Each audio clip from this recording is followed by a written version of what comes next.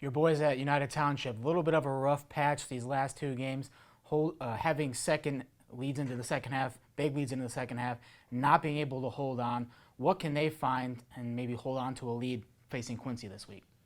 Yeah, it's been tough, man. It's it's been tough to say the least. They've lost 7 games from the start of last year to now. 4 of them have been by 3 points or less. It is just I can there. I can feel your pain from over here. It's radiating off of me. If I had hair, I would pull it. I mean, I guess I got hair on my face. I could pull that out, but I don't think you guys want to see that. I don't like how I look baby face. My fiance doesn't like it, but or doesn't like the facial hair. But sometimes you got to sacrifice some stuff. Anywho, I say all that to say this. Coach Welch said it perfectly after the game on Friday. The season's not over. We're 3-2. He said that to me in the post-game show, and he's right.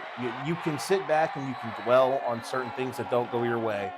Um, you have a couple bad bounces here or there, some weird special team stuff in a game last year, an importantly missed call that leads to the game-winning touchdown on Friday. That happens. You got to move on. There's a lot of stuff to not.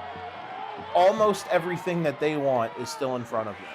Do they play tough teams in front of them? Yes, they play one on Friday. They play obviously a really good team in a few weeks when they host Moline. They get Rocky and Allman, who are teams that have struggled this year, sandwiched in between those games. But everything they want still in front of them. To break the 25-year playoff drought, to if they can, win these games and, win more than 5, they could potentially be in contention to host a playoff game. Those things are all in front of them. They're a little bit banged up, but I think the belief in that locker room, because last year they bounced back from tough losses and were able to win. They bounced back they did everything but win last week. So I think I have zero doubt that the belief is gone or anything like that.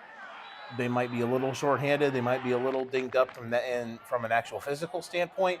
But I think just when you look at it from the outside, instead of talking X's and O's, which I'm sure we'll be here in a sec, when you look from the outside, I have zero doubt that they're going to be ready to go on Friday, knowing, hey, we can still win these games. Just because stuff hasn't gone our way doesn't mean that we don't believe still. It's early, and it helps to though that it being early in the season, only 5 games in, to go through that adversity that could help, like you're saying later on, with getting that playoff berth off your back and getting there and breaking that history.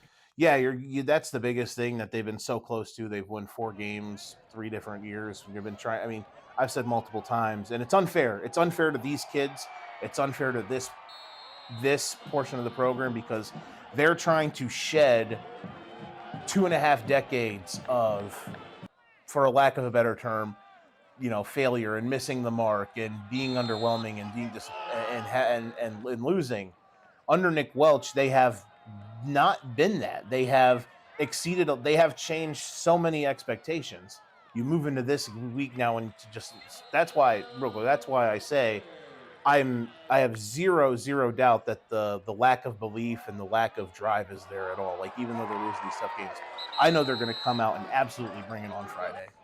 Going into Friday, okay, Quincy's coming to town. What's it going to look like? Well, this is a team that's now having to face something that they haven't faced in a long time. It's different characters than last year's team, yes, but they got absolutely drilled last week. First loss for them in Big Six play since 2023, 2022, 17 games they broke the record, and then their first loss in the conference was last Friday to Moline, and they got drilled. So they're going to obviously be licking their wounds, but they're also going to be mad as well. So it's going to be 2 angry teams on Friday night, and very interesting to see who can have things go right for them early, and a lot of different schematic things are going to be interesting to see in that one as well. Very, very excited to be there on Friday night.